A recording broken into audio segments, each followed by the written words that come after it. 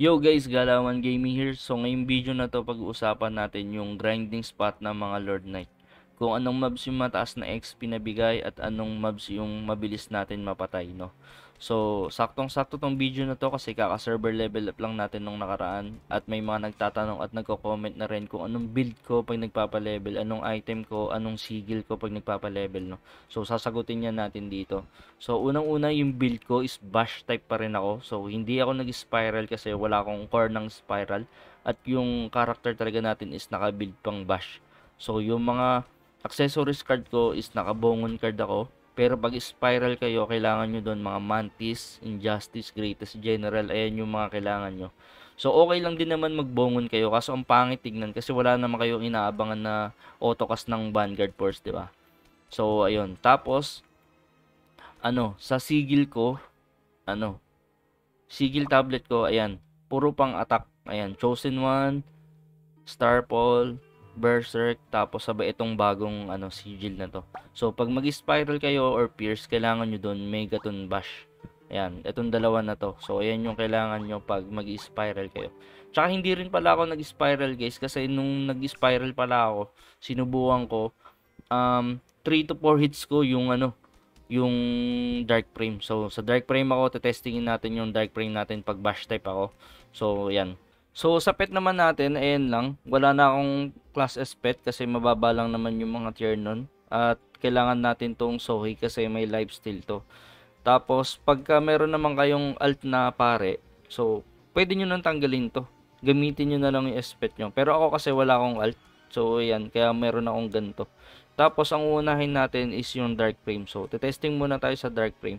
Yung ano ko pa lang dito, ano lang, ito lang, ganto lang. Hindi na ako naglagay ng mga ganto na pang demon talaga para makita natin na kung gaano natin kabilis papatay ito. So, hindi ko na sila kinounter. Ang nilagay ko na lang yung card. Yan. Stroke card lang kasi demon yung itong dark frame. So, ayun pa rin, importante pa rin to, yung mga card natin, kung anong race, anong size nung mga monster. So, ito medium, pero wala kasi akong skeleton worker. Kaya illusion Preoni card lang yung nilagay ko kasi may 10% na physical damage siya. So, strobe, ayan lang, isa lang, 1 star na strobe. So, testingin natin kung gaano natin mabilis mapatay ito. So, ayan, ganyan siya natin mabilis mapatay itong dark frame. So pagdating din pala sa sa Lord Knight, minsan ang hirap maghanap ng party, no. Minsan may discrimination din pagdating ng Lord Knight. Di nila mas mabilis natin mapatay yung mga mobs na na pinagagrindan natin or nila. Minsan din iniisip kasi nila pagdating sa Lord Knight, mahina yung damage, mababa yung damage. Di nila alam ganyan. Ang bilis natin mapatay yung mga mobs. So, yan. Pero pag kinounter natin yan, kung lalagay natin tong back, mataas yung mabilis ko mapatayan or mataas yung damage ko. Tapos, yung XP pala natin na makukuha dito is 7 to 80. 7k yung XP dito. So, mataas-taas. Lalo na pag may party kayo. Pag 5-man party kayo, mga 2k, 2-3, ganun. So, yan. Yan. Dito naman sa Evil Druid, guys. So, malakas yung damage natin dito kasi large naman to. Pero kung may Mino card kayo, so goods yun. Kasi wala naman pang counter dito sa undead na to, kundi Aspersio lang. So, ayan, yung card ko pa rin dito, ginamit ko, Golem card, tsaka Preoni card. Kasi nga wala akong mga pang Mino card, ganun. Tapos, ang pang counter din dyan, isa dyan, is itong Curse Sight. Pero hindi ko na siya gagamitin. So, ayan, testingin natin kung gano'n natin siya kabilis mapatay. Tapos, pet ko, ganun pa rin. So, ayan. Ganyan ko siya kabilis patayin yung Evil Druid. So, ang bigay na XP naman dito is 2-100. Solo kill yun Hindi pa siya pang party. Ayan, 2-1. Siguro pag naka-party, siguro 700 siya. Ayan. So, ito palang XP na sinasabi ko is based yun sa level 93 ako noon So, kaka-level ko lang kasi. Tapos, wala akong battle combat ngayon. Ay, combat time. Wala akong combat time ngayon. So, ayan. Level 94 na tayo. So, ayan. Yung nire-record ko kasi yung mga, mga XP is level 93 ako nun. So, ayan. Kaya goods yun pang level 93. So, ganyan natin siya kabilis mapatay yung Evil Druid. So, malakas naman yung damage natin dito. Dahil large naman to. Ayan. So, ang skill ko dito pala na auto is yan, Vanguard Force tapos Bash. Yan. So, dito na tayo sa Alice. So, sa Alice naman, kailangan nyo dyan is medium demi-human. So, skeleton worker tsaka Hydra. Okay na yon. Tapos ako, Angel Baseball Cap lang ako, damage to demi-human. Kung wala naman, kuha lang kayo ng mga, kung anong headgear meron kayo, no. So, tetestingin natin kung gano'n natin siya, mabilis mapatay. So, medium to, medyo mahina tayo dito. So, game. So, ayan, ganyan natin siya kabilis mapatay yung Alice. So, medyo matagal to. Mas okay pa ata dun sa Dark Frame. Medyo mataas ata kasi yung buhay din itong, ang Alice. So, ang XP naman natin dito is 3928. 3.9k.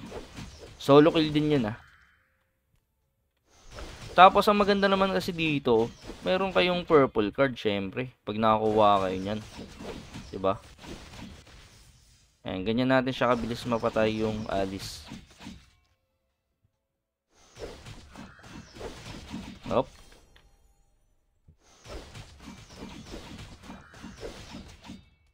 So, yun guys. So, dito naman tayo sa Karat. So, banatan natin yan. Medium Wind Demon. So, pwede pala tayo dyan mag Mandragora card, pati Stroke.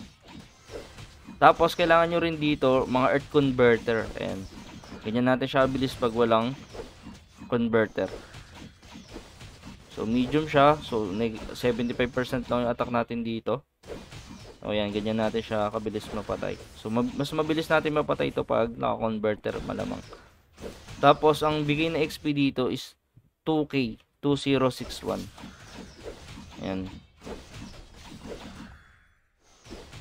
Ayan, nasa inyo kung gusto nyo mag-grind dito. Ayan. Tapos, yung headgear nga pala, pwede natin yan gamitin na lang nito kasi damage to demon to. Pero kung wala, ganun pa rin. Kung ano lang yung meron kayo, ayun lang yung gamitin nyo. Ayan, medyo mabilis din natin siya mapatay. Pero yun nga, maganda dito kung 5-man party pa rin. So kahit saan naman maganda pag 5-man party, no. Dito naman guys sa Arclos, kailangan nyo dito guys ng Skeleton Worker card tsaka Orc Lady card. So yung Orc Lady card kasi damage yan sa Earth ng 15%. Kaso kailangan yan i-max level nyo pa siya. So nasa inyo yan kung gusto nyong bumuo ng ganyan. Ayan. So ako wala kasi akong ganyan, kaya ang gamit ko dyan, wala, lang, Golem card, pati Prioni card, yan ang gamit ko. Tapos kailangan nyo rin dito ng Fire Element na converter. Pero kasi mahihirapan kayo maghanap ng party dito, or mahihirapan tayo maghanap ng party dito kasi nga yung mga pumipesto talaga dito is yung mga yung mga wizard, FS na Magnus, tapos mga sniper na trap build. Ayan. Tapos kailangan din natin dito ng yung Sohi pa rin kasi malakas kumain ng buhay dito. Ayan. Papansin nyo, ganyan ko siya kabilis mapatay pagka walang fire converter. Pero pag naka fire converter ako, sobrang bilis ko mapatay yan guys. So hindi na ako magko-converter, pero ayan, nakikita nyo kung gaano ko siya bilis mapatay. Lalo na kaya pag naka fire converter pa, diba? Kakainin yung SP natin dito. So ito lang din talaga problema sa sa may bash type, no. So yung SP natin. So kaya yung boots ko naka-berit ako. Max SP. Pwede rin kayong mag dyan, yung Sohi. So mataas yung bigay ng HP nun, ayun ata yung pinakamataas. Tapos may SP regen pa. Hindi ako ganun kasi pag nagbe-berserk tayo, hindi re-restore yung mana natin, or hindi nagre-restore yung SP natin. So, tingnan natin yung Sohi. So, shoes, SP recovery, 8%. So, goods yan sa atin sana. Kaso, pag nag-berserk talaga, ayun yung problema. Hindi na siya nagre-restore. Kasi may debuff tayo dun, diba? Kailangan talaga natin dito yung Zoe. So ayan, nakita nyo na. So ang bilis lang din natin mapatay guys, no? Wala pa akong card nun. Paano pag may card pa ako dyan? So bigay na natin yun sa mga nangangailangang spot. So dito na tayo guys sa Raidrick. So sa Raidrick, Demi-Human Shadow. Tapos large. So malakas yung damage natin dito. So gamitin natin yung Hydra card natin kasi yun lang yung meron tayo. Ayan. Preoni card tsaka Hydra card. Ayan. Ayan lang gagamitin natin. Tapos balik lang natin tong Angel Baseball Cap. So ayan lang kasi meron tayo. Testing na natin. Ang problema rin pala natin dito guys pala. Yung ano. Yung malakas ng damage natin nito. Raidrick card. Raidrick card. Raidrick. Ayun ang maganda dito, yung may Raidrick card. Ayan, ganyan natin siya kabilis mapatay, yung Raidrick. Pero malakas, masakit to guys. Masakit yung ano na ito. Pag nag-skill siya. Tapos, ang mataas yung bigay na XP dito. Nasa 7.4. 7.4k yung bigay na XP ng Raidrick. Pero ganyan natin siya katagal mapatay. Medyo mataas kasi yung buhay na itong Raidrick.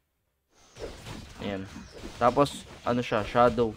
Ang walang element siya na pwedeng yung mga converter, wala. So, ano lang talaga, Aspersio. Yan, ganyan natin siya, kabilis mapatay. Tingnan nyo, namamatay yung ano, yung Zoe. So, pag nawala yung Zoe natin, wala na, patay na rin tayo dito. Ayun lang yung problema natin. Pero kung may ano kayo, FS, or alt kayong kasama, na nag-auto lang, ayun, pwede yun. Tapos choice maze na ano na sigil. Medyo masakit pero mataas yung XP. Tapos may Raidrick card pa nakasama pag ano kung sakali makakuha. So ayun, mamamatay ako. 'Di ba? Di ko kasi kaya dito eh. Lakas kasi ng Magnum Break na mamatay yung pet. So ayan, stop na tayo diyan. So ganyan ko siya mapatay yung Raidrick. So, dito na tayo guys sa Kalitzberg. So, sa Kalitzberg, undead siya, large. So, wala na naman tayong card para dyan. So, Mino card, pinaka the best dyan. So, balik lang natin tong card golem natin. So, wala kasi tayong Mino card case eh. Pero yan, tetestingin natin siya. Pero ang bigay na XP dito is 2-1. 2-182. Yan. So, mabilis lang din natin mapatay ito kasi large naman siya. Yan, ganyan siya. Yan. Bash lang sa atin sa ulo yan.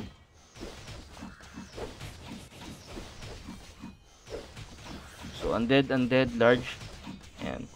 So, pwede tayo dito pala mag-converter ng fire. Ayan. So, medyo mabilis natin ito mapatay. Kumpara dun sa Raidrick. Pero yung Raidrick kasi taas ng XP nun. 7.4. Kumpara dito sa 2.1. So, ayan guys. So, dito tayo sa Majorus. So, sa Majorus, may mga card tayo na pwede dito. Kasi Fire, tsaka Brute. So, gamitin lang natin yung Badon, pati yung Goblin. So, Goblin, kasi damage sa Brute. Tapos,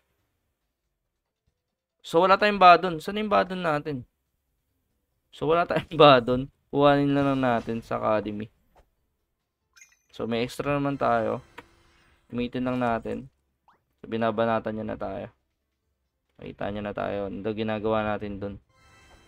So, ayan. Majorus. Yan, ganyan. So, ang XP naman dito is 7.2. So, mataas-taas din. Ganyan natin siya kabilis mapatay. Tapos, yung card niya. So, medyo mahal ata to. Alam ko, 80k ata yan. Ay, 59 pa lang pala. So, OA tayo, OA. So, 59k yung card na ito. Yan.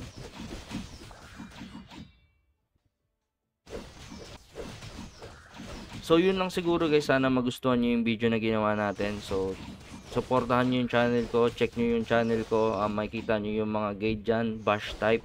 At MC Wiz natin dati. So, thank you so much sa panonood. At huwag kalimutan mag-subscribe at like sa video natin. Thank you, thank you.